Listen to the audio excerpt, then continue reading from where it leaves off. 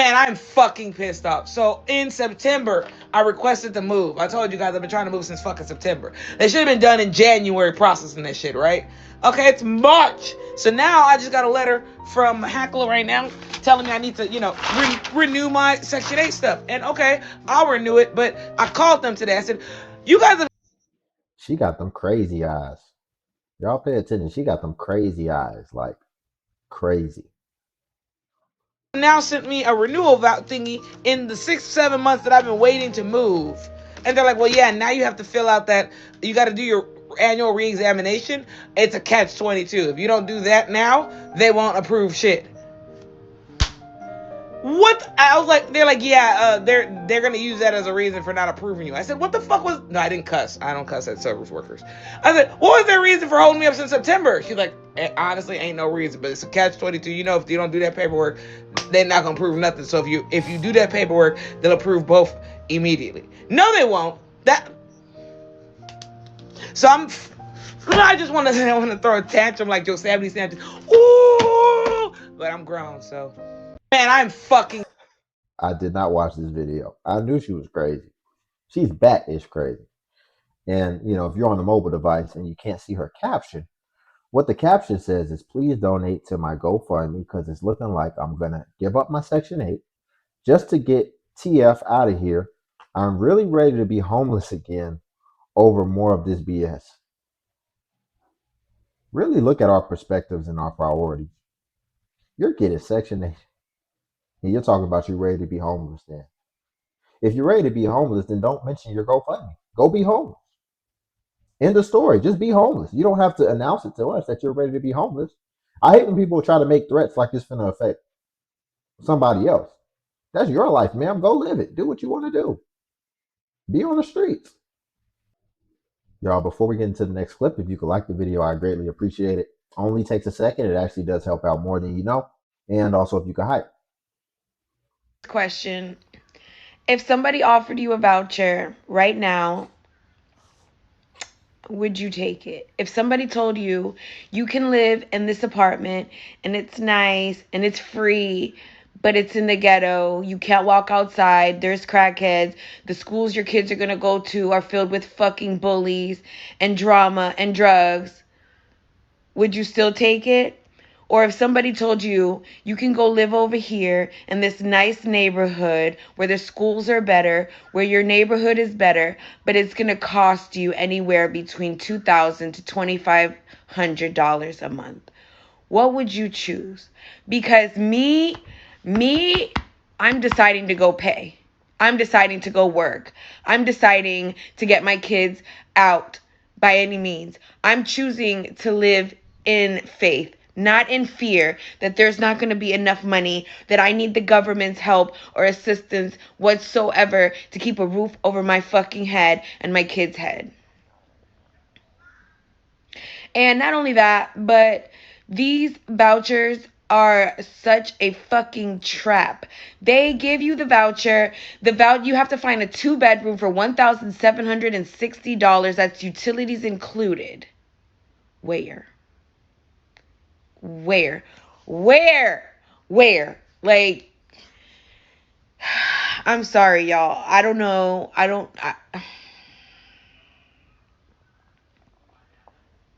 Sound off. It sounds like she's conflicted. At first, I thought that she just was going to talk about the dignity of just being an adult and not relying on external forces to pay your bills. But it seems like she's actually tried to do it. And it seems like she just might have had some logistical challenges. And now that's why she has this stance. But she says she'd rather live in faith. Listen, faith is cool, but faith without what is dead? We already know. Without works. So have faith. Awesome. But also have faith in your capabilities. Because when I think about your capabilities, part of that word is ability. And ability is just ultimately, what are you going to do? Are you capable? Right now, it seems like she has a lot of idle time to just be thinking of these, you know, complex ideas, I guess, if that's what you want to call it. I have faith that I'm just going to do what it takes to be able to sustain what I have to sustain. And then I'm also going to control what I can control, which means I'm not going to sabotage myself unnecessarily. And I'm not going to take on certain things before I know that I'm actually ready to carry that. So if we just do that, then yeah, you can have faith, but you can also be taking responsibility and doing your side of it as well. And the reason why I make these Section 8 informational videos is because I've been through it. It was hard for me to get the information I needed. The housing authority workers will not tell you all the things that they can offer, and they won't even like go an inch into all the resources that can help you get on your feet. So you can hit that follow button if you want to hear more information on how I transferred my project-based voucher to Section 8 and have been on Section 8 for 1 year, almost a year now. And prior to that, I was with a project-based voucher for another year, but it only took me 4 months to get into my project-based voucher apartment. And the reason, whenever I was looking for a place to move with my Section 8, I had such a hard time. I went through application fees, tours, interviews, and the second they found out about Section 8, they would always find a reason as to why they couldn't rent to me. What I wish I knew then is that Section 8 assistance is a protected source of income in California. So when you start throwing around like the legal terminology and the jargon, one of two things is going to happen. Either the landlord is going to be like, I don't want to deal with this, or they're going to know that you know what's up, and they're going to see that you're being responsible and give you a chance. Because for some reason, Section 8 people have a really bad rep. Like, they think we're just ghetto, we're going to bring roaches, we're not going to pay the rent, we're not going to have a job. That's not true. Whenever I was looking...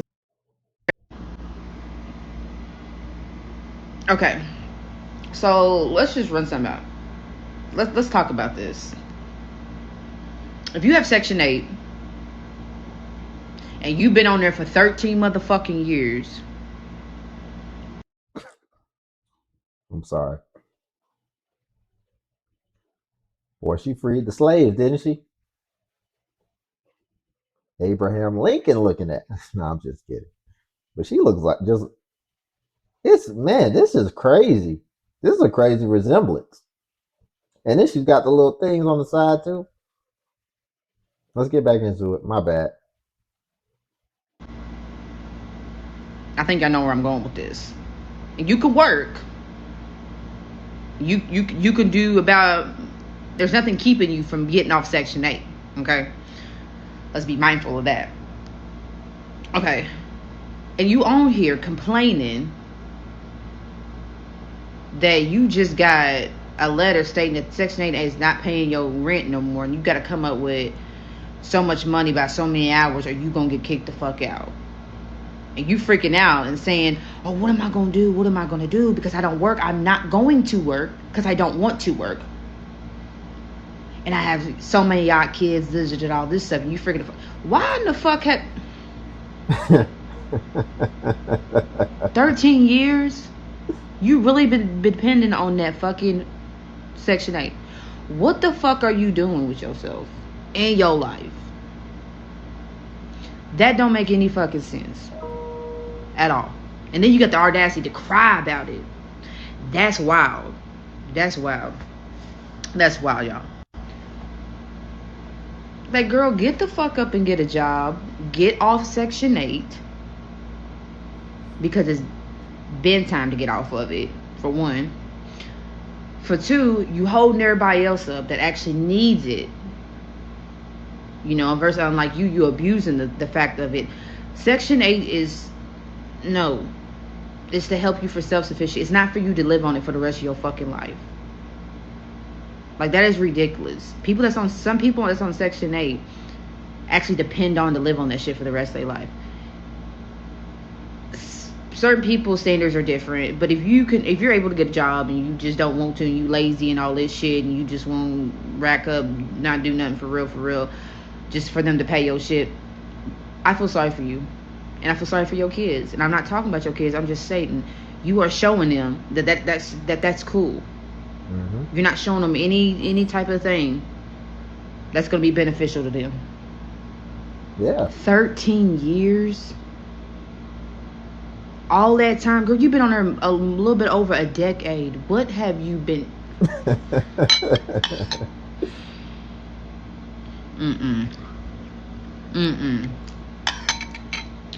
Don't make no sense at all. Don't even cry about it. You can't cry about it. At this point, it's your fault. It's your fault. Figure that shit out. And you better figure it out fast because you only got 48 hours. You're going to be on them streets. This was a funny little rant. I'm not gonna lie. This was a funny little rant. That's why I just let her go. I let her cook, and I like what she was saying. She's right. The main thing that stuck out to me was, what are you showing your kids? And what I say a lot of times is like, what are you teaching your kids? Are you preparing your kids for when it's their turn? And I don't mean when it's their turn on assistance, but when I just mean when it's their turn for adulthood. Or are you taking advantage of the dependent status for having those kids and the benefits that you receive? And then when it's time for your kids to actually get out here, they really don't have anything to go off of, and they really don't have any direction, as well as they really just haven't seen an example, because ultimately kids are going to do what they saw, not necessarily what you say. They're going to do what they witnessed and what they observed, and that's mostly what's going to stick out to them. And you know we have to ask, what are you doing? what are you what are you doing for yourself? And ultimately that can also be a reflection for your kids to watch as well. But yeah, I mean, she mentioned that they're scammers. There's a lot of that going on, as we see all the time. If I owned a whole lot of apartment buildings, houses, and stuff like that, I would not rent them out to people who are on Section 8. You want to know why I wouldn't? Because most people who are on Section 8 are trifling. They be having trifling ass kids, trifling ass pets, and they just be trifling. Like every time I Trifling look around, I pets. hear stories about people who are on Section 8 destroying apartments after they done moved out. And I don't understand why they do that type of shit. Then a lot of them be dirty as hell. Like, I just wouldn't allow Section 8 in my buildings. I'm sorry. If I own She said they got trifling pets. Imagine if they just got fish, and the fish don't even take care of the fish tank. The fish got the fish tank dirty like they got the house dirty. That's crazy. The triflingness actually extends to their entire environment just through osmosis. Everything within their sphere is just trifling. That's crazy. And it's ironically true in some instances. And like the other woman was saying, who was trying to teach people how to take advantage and then how to change the status, the housing status in California or whatever, she mentioned that a lot of times just by her having the Section 8 status, she had to like switch over to a different program because of the reputational damage that's been done. And this is what you see. Not only has there been reputational damage, which is actually warranted in a lot of cases, but I think people are just kind of fed up and people are just really taking a stance now. And they're willing to even possibly lose out on guaranteed money, because I would say the only benefit of renting your house out to Section 8 is just the fact that you know that that check will come every month from the government. I can't think of any other benefit after that. I can't think of any other benefit after that. And the government, funny enough, the government, I don't even think really pays very competitive rates. I think it's just the fact that you know that it's going to be stable and it's going to be guaranteed pay, and you don't have to take the risk of renting out to somebody and then them just not paying and just being a problematic tenant.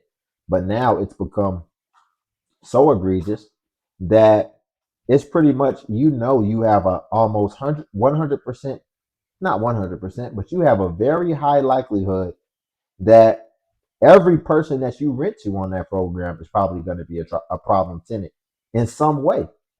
Y'all, we're going to leave it there for today. If you could like the video, I greatly appreciate it. Only takes a second. It actually does help out more than you know, again. And then also, if you can hype. Hype is a new feature that YouTube offers where it helps smaller content creators like myself. And basically, when you hype, it actually pushes smaller content creators like myself to the extent that it pushes the larger content creators. So you just press the hype button and it shows the points. And since I am a smaller content creator, we actually get more points per hype. And then Patreon's link below if you want to see self-improvement content as well. But until then, I'll catch you in the next video.